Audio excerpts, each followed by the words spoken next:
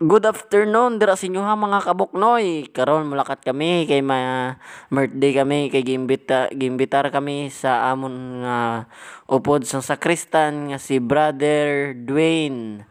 So ihaman tang giimbitar so mga ta sila ang balay.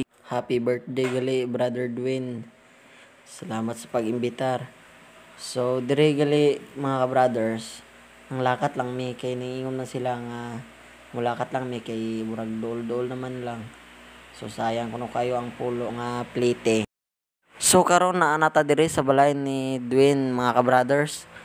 Amo siyang gi-greet nga happy birthday. Nya yaming gipasulod mga ka-brothers.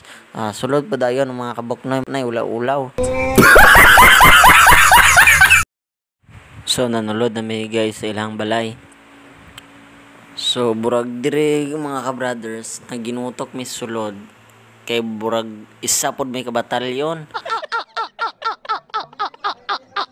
Pero man namong daghana.